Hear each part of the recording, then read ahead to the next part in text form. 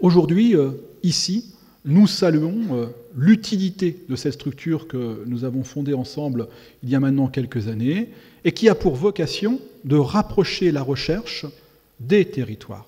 L'IRD2 est un espace de rencontre, un espace de débat, un espace auquel nous tenons beaucoup, car il n'est pas un espace neutre. Il est un espace, au contraire, ô combien, j'allais dire, fourni d'idées, de débats quelquefois contradictoires. Bref, un espace où on agite les neurones, où on agite les cerveaux. Et pour notre territoire, c'est un élément aujourd'hui de dynamisation. Depuis plusieurs mois, donc, un groupe de travail s'est constitué autour de l'IRD2 en réunissant donc pas moins d'une trentaine de partenaires, d'institutions différentes.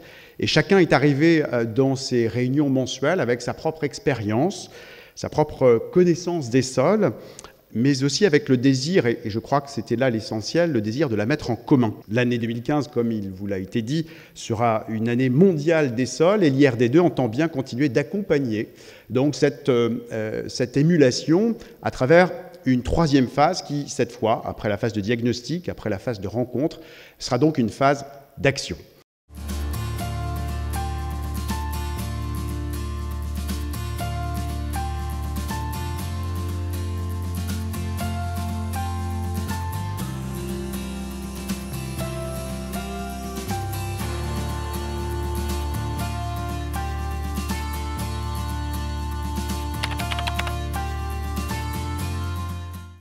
Alors un sol, pour moi, c'est une ressource naturelle qui est vitale, qui est vivante et qui est le résultat de l'interaction de 6 facteurs. La géologie, le climat, l'activité biologique, le temps, le relief et l'homme. Le sol est d'abord un espace qui détermine l'application des règles. C'est ça, le sol, c'est un support de lien, de fonction. C'est pas seulement un réservoir, c'est pas une ressource qu'on peut épuiser. C'est voilà, une ressource que l'on enrichit, qui nous enrichit, le support de nos sociétés. Le sol est le support de la production, qu'elle soit alimentaire ou non alimentaire. Ça représente à peu près 90% de ce qu'on est amené à manger. Pour moi, un sol, c'est un volume, à la fois minéral et organique. Et ce sol offre des ressources, des services. Et au regard de ces services, ce sol subit des contraintes.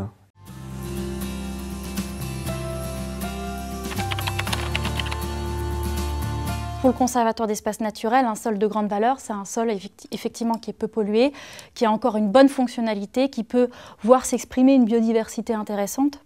En multipliant les critères, on peut déterminer une valeur du sol qui sera une valeur agronomique. On peut déterminer une valeur économique également. On peut déterminer tout un tas de valeurs successives du sol par des analyses plus ou moins complexes, mais que l'on sait faire. Par contre, cette valeur de sol, elle n'est valable qu'à un temps T et pour une société, par exemple.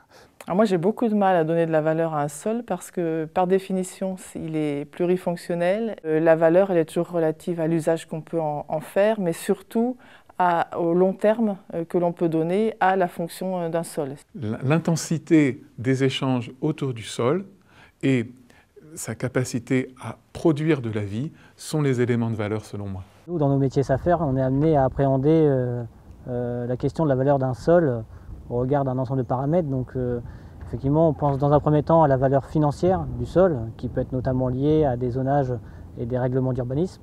Mais il y a également une valeur patrimoniale du sol, une valeur personnelle en fonction des personnes, une valeur agronomique du sol, une valeur également paysagère et environnementale.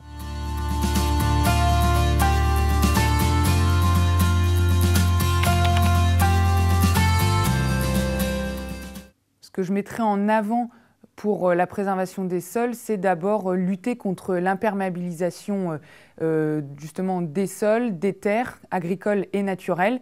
C'est un des objectifs premiers dans les documents d'urbanisme. Et donc ça passe par une manière de faire la ville différente pour consommer moins d'espace agricole, favoriser la densification, c'est-à-dire l'urbanisation des terrains encore libres au cœur des tissus urbains, voire même le renouvellement urbain, faire la ville sur la ville. Je pense que c'est véritablement vers les élus. On a suffisamment de données suffisamment de connaissances sur le sol, sur son rôle dans l'environnement, dans le bien-être humain, pour aujourd'hui transférer et faire en sorte que le sol soit pris en compte dans les décisions des élus. Valoriser le sol et le remettre au cœur du système de production et ne plus l'utiliser du coup comme support. Recréer une trame dense et cohérente et bocagère afin de préserver les sols de l'érosion. Et c'est notamment un des volets que nous traitons dans le SCOT par le biais de la trame verte et bleue. Qu'est-ce qu'on peut faire? Manifestement, les agriculteurs sont déjà en train de faire. Et puis en interrogeant une dizaine d'agriculteurs pour préparer ces rencontres nationales. Ce qui est très frappant, c'est que tous, sans aucune exception, tous m'ont dit nous on a changé notre façon de faire parce que on cassait trop de fer, on cramait trop de gasoil. Ça veut dire simplement je passe moins de temps sur mon tracteur. Si je veux passer moins de temps, bah tiens, je vais lever un peu le soc, puis je vais voir ce qui se passe. Et quand on voit ce qui se passe, on voit que le sol change, qu'il y a des choses qui arrivent. Donc ça oblige à descendre du tracteur, à se mettre les genoux au sol, à mettre les mains dans le sol, et puis à se dire, bah tiens, pourquoi pas. Ce titre est très communicant, il est très efficace. Par contre, il n'est peut-être pas scientifiquement tout à fait adapté, parce que le sol lui-même n'est pas contre tous, c'est plutôt peut-être l'inverse. Dans un contexte d'artificialisation, le titre est remarquable.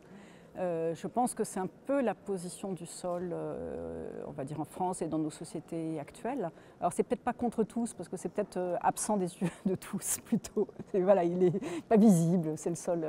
On n'en est pas encore au sol avec tous. Hein.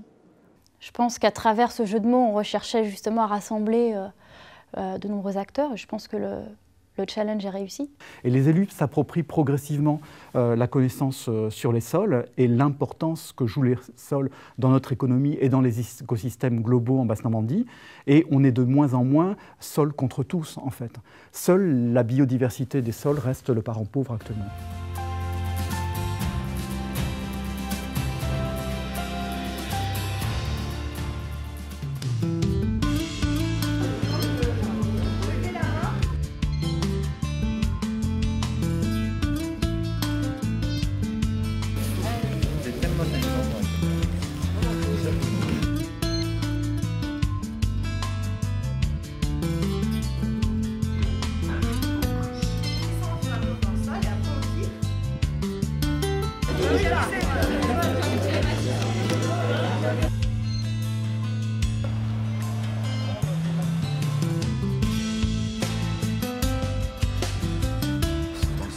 L'argile, des oxydes de fer, des argiles. On va voir tout à l'heure que vous posez que ça. Normalement, vous n'avez pas grand-chose. C'est que quand on prend un peu de terre,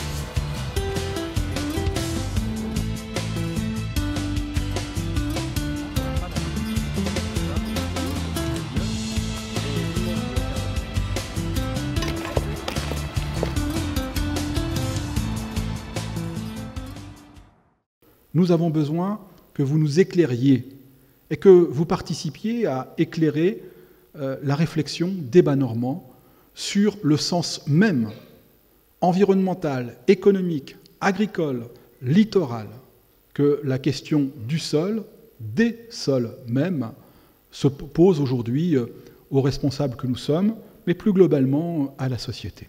La question des sols, comme beaucoup de questions d'ailleurs de société, est d'abord une question de choix politique au sens noble. Il y a là on va dire une facette de l'université qui a de quoi réjouir, c'est-à-dire précisément le moment où l'université va à la rencontre des territoires sur lesquels elle est implantée, et le moment où l'université non seulement va à la rencontre des territoires, mais où elle devient soucieuse de l'avenir de ces territoires.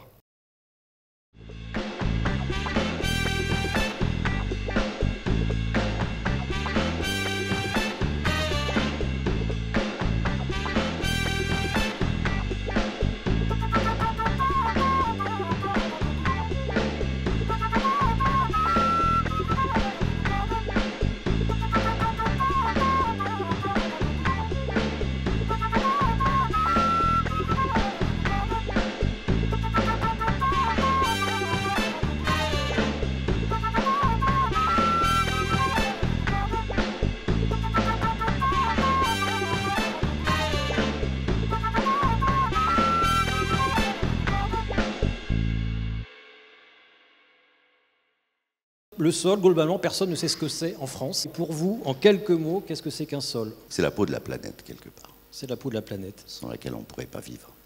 D'accord. Philippe Pointreau. Je crois que tu l'avais dit dans ton exposé, moi le terme de bien commun, je trouve, me va de plus en plus. C'est fondamentalement un objet politique, un objet de conquête, un objet de conflit. Et je connais peu de situations apaisées par rapport à la propriété du sol. Ça me paraît un enjeu considérable aujourd'hui.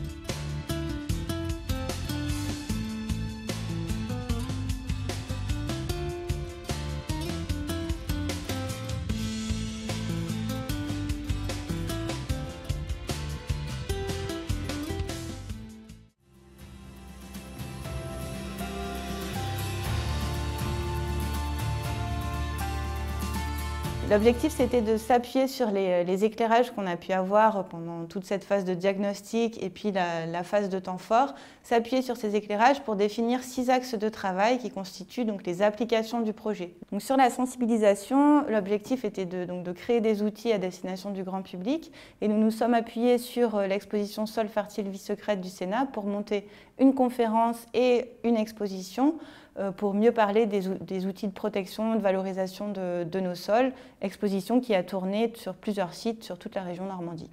Donc, sur la caractérisation des sols, l'objectif était de travailler avec la CRIGE sur l'interconnaissance entre producteurs et gestionnaires de données sur les sols par l'intermédiaire d'une rencontre et d'un livrable auquel on souhaiterait aboutir qui permettrait de mieux porter à connaissance ces données qu'on peut avoir sur les sols. Les échanges qu'on a pu avoir lors du diagnostic et du temps fort est ressorti l'enjeu de pouvoir mieux sensibiliser les élus locaux au caractère multifonctionnel du sol.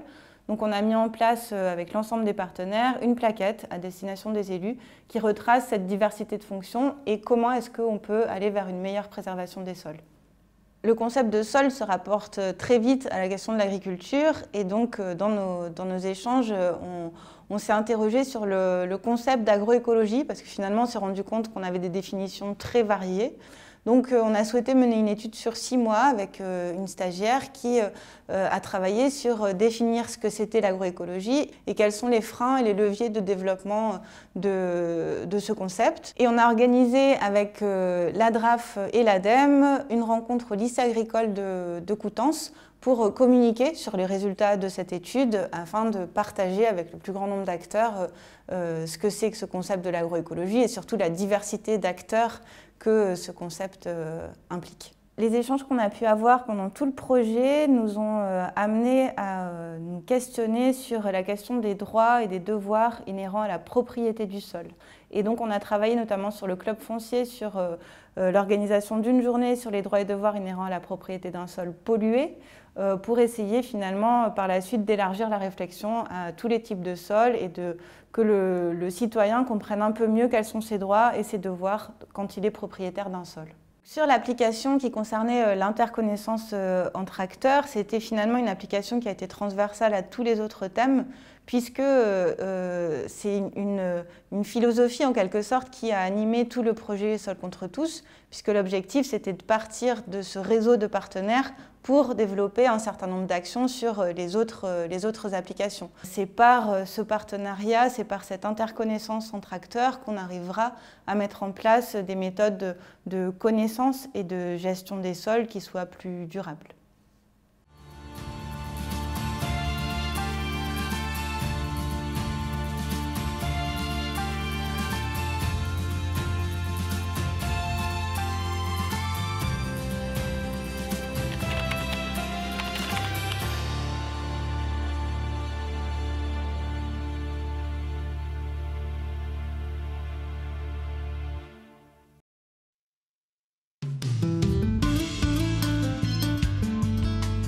Anté est un géant qui est combattu par Hercule dans l'une de ses 12 activités, de ses 12 travaux.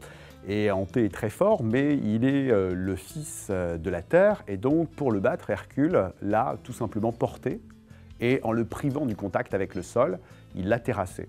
Je pense que la société dans laquelle on vit est un peu comme Anté, c'est-à-dire que si elle finit de se déconnecter complètement du sol, elle se terrassera elle-même. Alors moi je trouve ce projet remarquable, hein.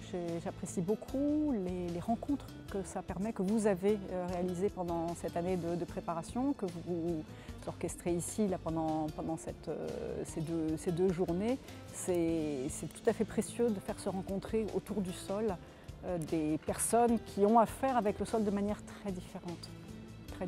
Et j'apprécie beaucoup qu'on ne tombe pas non plus dans quelque chose de consensuel.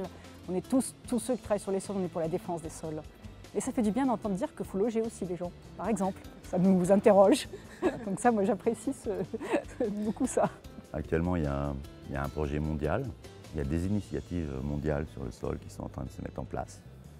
Il y a le partenariat mondial sur les sols. Il y a un projet de cartographie mondiale des sols qui est en train de se mettre en place. Il y a vraiment une prise de conscience à une échelle, à un niveau, qui, à mon avis, est important et qui fait que peut-être, un jour, on va prendre en compte ce patrimoine à l'échelle de l'humanité entière.